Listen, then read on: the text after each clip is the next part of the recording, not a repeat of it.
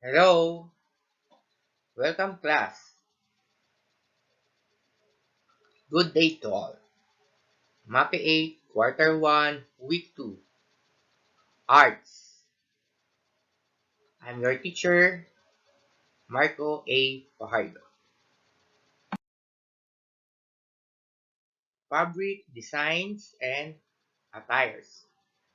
Just as carpenter has tools to build house, artists have tools to build their paintings, prints, sculpture, decorative arts, and architectural designs. An artist may use all these tools to communicate their beliefs, values, thoughts, and feelings. In Southeast Asia, particularly in Thailand, Cambodia, Laos, Vietnam, Indonesia, Malaysia, Singapore, and Brunei, they are commonly known in making fabrics. These fabrics have their own unique designs and technique.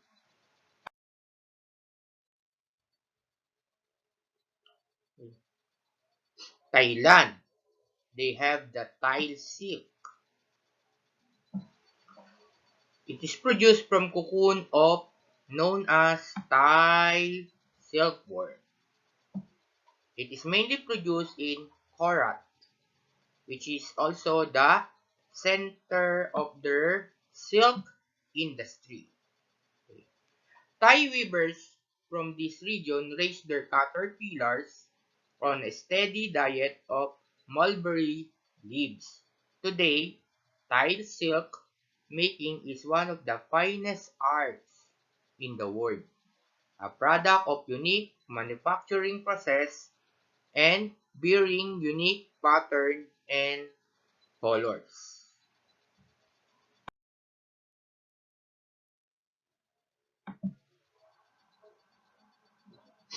Cambodia. Silk weaving in Cambodia dates to as early as 1st century, since textiles were used for trading. Modern textiles have traces of motifs, imitating clothing details on ancient stone sculptures. Okay, they have the imitating motifs. Okay, there are two types of Cambodian weaving. The one or first is known as ikat, and the second is known as uneven twill. Ikat technique. Create patterns, weavers tie and dye portion of left yarn before weaving begins. Patterns are diverse and vary by region. Common motifs include lattice, stars, and spots. Uneven twill. It yields single or two-color fabrics, which are produced by weaving three threads so that the color of one thread dominates on one side of the fabric, while the two others determine the color on the reverse side.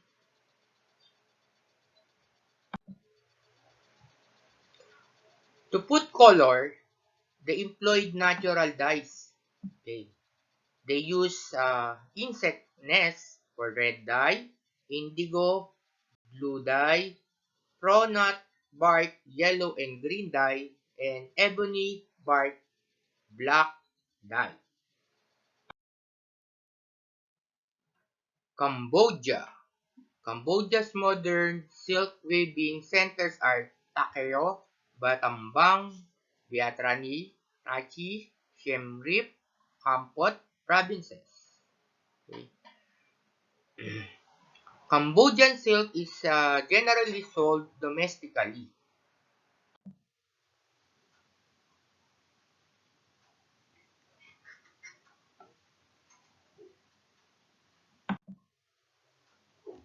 Sampot, wrap skirt are sold domestically. They have krama, the traditional check scarf, worn almost by the Cambodians. It is made of cotton. Laos. According to Lao tradition, stories of their history were not passed on orally nor was in written. They were woven. Strand by strand, Lao history were weaved in the intricate, dense pattern and motifs of textiles. In many cases, only the weaver can accurately interpret the story. One example is Shin, the Laos women ankle-long skirt.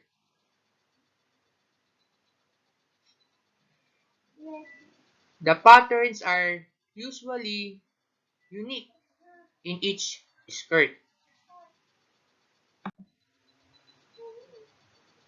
The skirts look simple and elegant, yet it is a tradition for every woman in Laos to weave their own shins.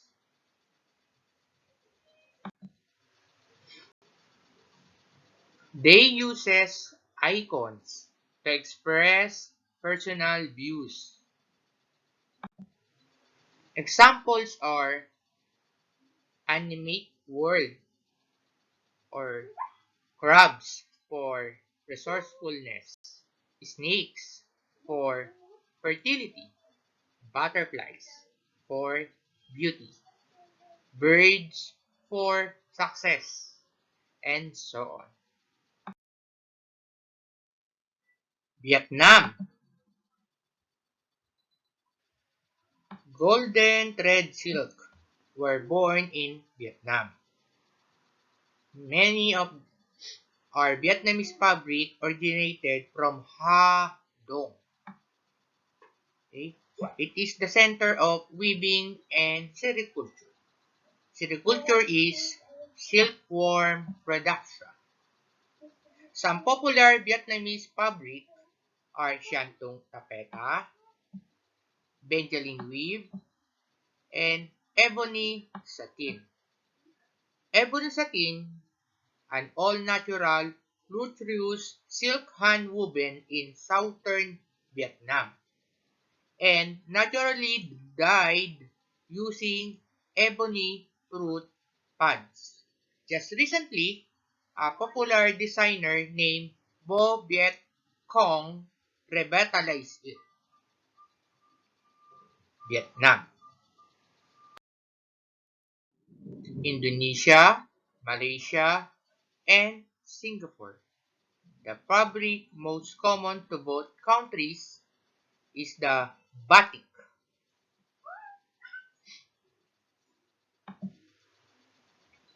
The term batik is an Indonesian Malay word believed to be related to Malay word titik, which means point, dot, and drop.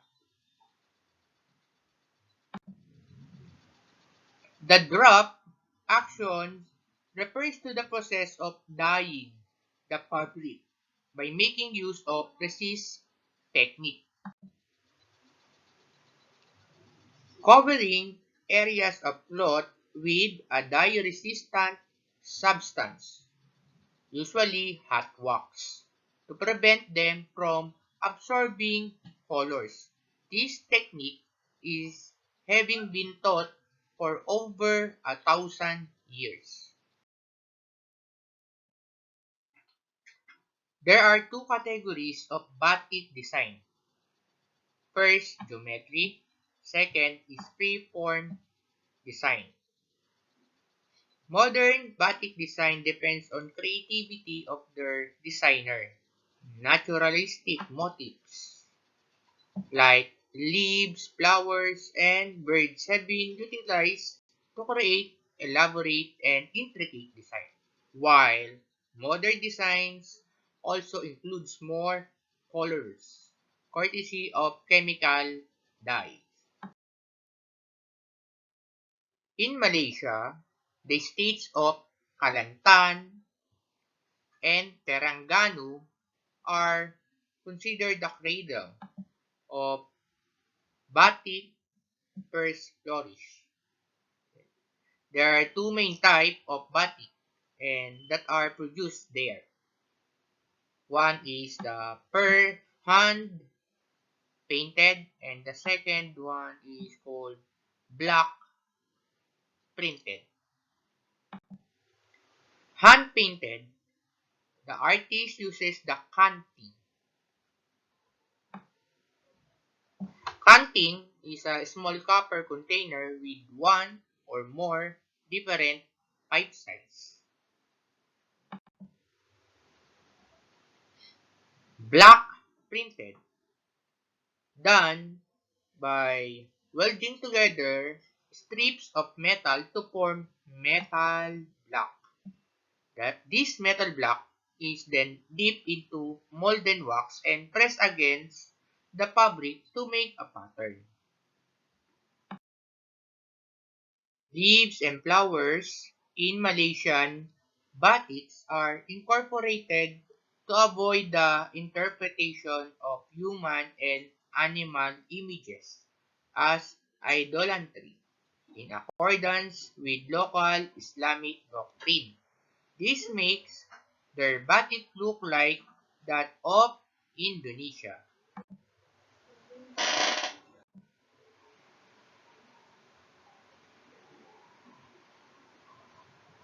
Malaysian batik is famous for its geometrical designs or spiral. The method of Malaysian batik making is also different from those of Indonesian, Japanese batik.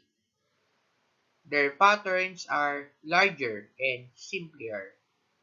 More brush painting is applied to be able to put lighter and more vibrant colors than deep colored Japanese batik. In Singapore, the existence and use of batik was being recorded since the 12th century, but has receded in popularity through the years. Nowadays, batik is featured in as the uniform of flight attendants for the official flag carrier airlines of Singapore, Indonesia, and Malaysia. Brunei. Brunei's traditional textile is also called batik, but it is uniquely different from Indonesia, Malaysia, and Singapore. Its designs have their national flower, simple, sumoy sumoy, feature plant. Brunei's traditional design of air mule.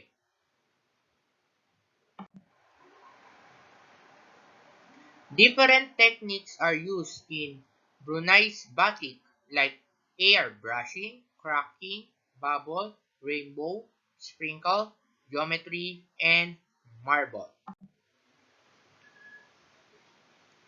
The handmade batik designs are created through the art of layering and mixing of colors, injected with creativity. Batik can be done in four different ways. Hand draw using metal blocks, screen printing, and digital printing. Characteristics of arts in Indonesia, Malaysia, Thailand, Cambodia, and Singapore. Traditional arts and crafts provide a shared experience for the community. Values and beliefs systems are often embedded in these art forms and passed down through generations. As such, they form a common language through which we can eager engage the various communities that make up our society. Arts and crafts of the country depict its true nature and in fact characterize its culture. Indonesia Indonesia has a particularly rich tradition of Hindu-Buddhist sculpture and architecture. It has strongly influenced by India from the first century. Buddhist art in Indonesia reached its golden era under Sailendra dynasty. The sculpture flourished between 8th and 10th century AD in Java and Bali, taking the form of freestanding statues or relief sculptures incorporated into temples. They are characterized by their delicacy and serenity of expression. Indonesia has a long and grand architectural tradition, like the large Buddhist monument of Borobudur and the Hindu temple of Prambanan. The Borobudur is Indonesia's most famous tourist attraction. It is built during 8th century and it is the representation of the Buddhist vision of the cosmos. The Prambanan, the largest Hindu temple complex in Java, was built during 8th and 10th centuries. Arabic and Chinese Muslim have influenced the architectural style of mosques through Java. Malaysia. Traditional Malaysian arts are mainly centered on crafts of carving, weaving, and silversmithing. Traditional arts range from hand-woven basket from rural areas to the silverworks of Malay courts. The multicultural features of this country is reflected in the handicrafts, which are crafted by local craftsmen. Batik, songkok, kite making, wood carving, menkuang, kris, boat making, and rattan weaving are some of the major crafts shaped in Malaysia. Kite making. It is very popular. It is designed in bright colors and pattern. Kites are carefully made in intricate patterns. Sometimes floral patterns are also used for its decoration, while paper tassels are joined to give it complete looks. This established art had been prevalent from the imperial times of Malaccan court. Thailand. Thailand arts and crafts is woven onto the country's rich and cultural heritage, and it is inherent part of Thailand's history and national identity. Thailand arts and craft is an enduring reflection of the Thai people's attention to detail and creativity. The natural landscape lends itself to craft with an abundance of rattan, wicker, coconut, and palm leaves, ideal for making handicrafts, while religious influences reflect dazzling gold-colored and mirror artworks pay homage to Thailand's spectacular temples. The traditional Thai arts and crafts range from paintings and musical instruments to beautiful silk, silverware, pottery, puppets, honmas, model worship, bronzeware, soap carving, sculpture, wood and stone carving, ceramics, and much more. Cambodia. The arts and craft in Cambodia owe its origin in the ancient days when god kings established the huge monument of Angkor. The Cambodian arts and crafts were worth appreciating, wherein weaving, carving, sculpting are given great importance. The concept of silk weaving, basket making, wood carving, silverworks, and stone sculpting are some of the ancient traditions of Khmer people that last till date in the region of Cambodia. Weaving of basket is one of the popular crafts in Cambodia. The women of the Siem Reap province in Cambodia weave platters, baskets, plates, and bowls for down to dust, mainly for export. Cambodia is the intricate wood carving. Every house in the village ensures that their pillars are beautifully carved with detailed design of the moon, stars, fruits, and flowers. Singapore. Singapore's traditional arts are made up of deeply rooted cultural and artistic expressions specific to the major ethnic groups. Each of the traditional arts practice provides a focal point for Singaporean to explore their roots and achieve a deeper connection with their communities.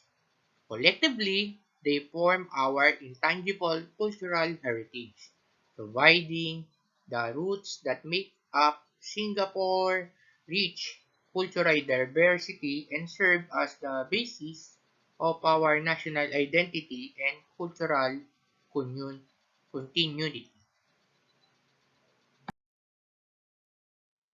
Thank you, class, for listening, and this ends our session.